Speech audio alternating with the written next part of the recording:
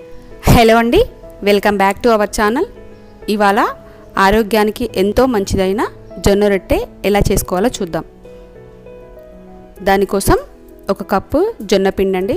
ఇది నేను పచ్చజొన్న పిండి తీసుకుంటున్నాను. తెల్ల జొన్న పిండి కంటే పచ్చజొన్న పిండి ఎంతో మంచిది. దాంట్లో సరిపడా ఉప్పు వేసుకొని ఒకసారి బాగా కలుపుకొని వేడి నీళ్ళు పోసుకోవాలండి. వేడి నీళ్ళు పోసుకుంటేనే రొట్టె బాగా వస్తుంది.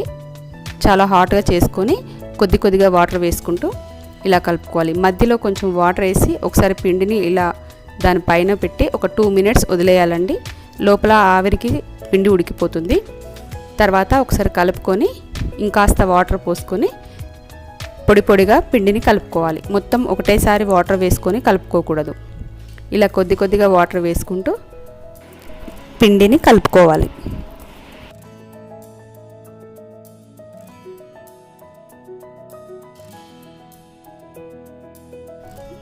ఇలా వాటర్ పోసిన తర్వాత ఒకసారి పైన లెవెల్గా చేసుకొని వదిలేయాలి ఒక 2 నిమిషాలు. తర్వాత ఈ వేడి పిండిని ఒకసారి ఇలా బాగా కలుపుకొని చూడండి, ఇలా ఉండకడుతుంది. ఇలా అయితే చపాతీ చాలా బాగా వస్తుంది. ఒకేసారి పిండి కలుపుకోకూడదండి. మనం రొట్టెకి సరిపడా పిండిని తీసుకొని ఇంకొక గిన్నెలో మళ్ళీ కొద్దిగా వాటర్ వేసుకుంటూ, ఈ వాటర్ మనం వేడి చేసిన వాటర్ ఆల్రెడీ కూల్ అయిపోయి ఉంటాయండి, అవే వేసుకుంటే సరిపోతుంది. తర్వాత పిండిని బాగా పిసికి కలుపుకోవాలండి. ఎంత బాగా పిసికితే అంత బాగా వస్తుంది రొట్టె. లేకపోతే సైడ్లోకి అంతా చిట్లినట్టు అవుతుంది.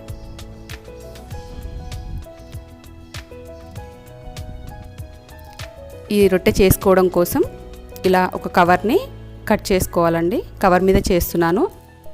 ఏ మాత్రం రొట్టె చేయరాని వాళ్ళు కూడా ఇలా చేసుకుంటే ఈజీగా చేసుకోగలుగుతారు. ఇలా కవర్ వేసుకొని పిండిని మళ్ళీ ఒకసారి ఇలా బాగా కలుపుకోవాలండి. ప్రెస్ చేస్తూ స్మూత్ అవుతుంది. తర్వాత ఆ కవర్కి ఆయిల్ అప్లై చేసుకోవాలి.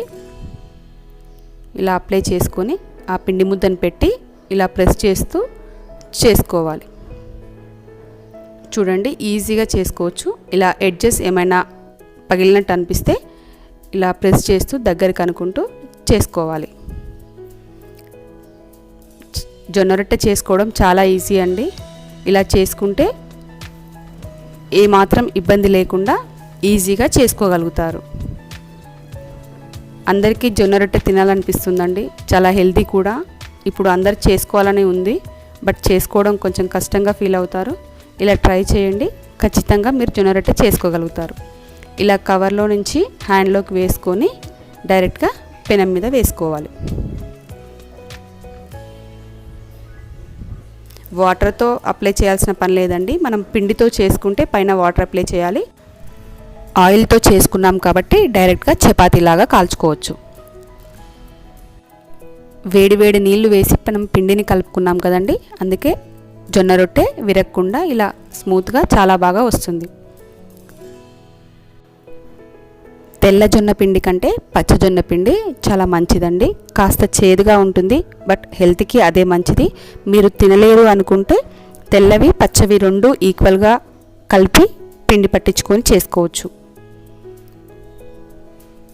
పిల్లలు కూడా ఈజీగా తింటారండి. చాలా మెత్తగా వస్తుంది. ఒకసారి ట్రై చేయండి. ఆరోగ్యానికి కూడా చాలా మంచిది. డైట్ ఫాలో అయ్యేవారు, వెయిట్ లాస్ అవ్వాలనుకున్న వాళ్ళు ఇలా ట్రై చేసి తినండి.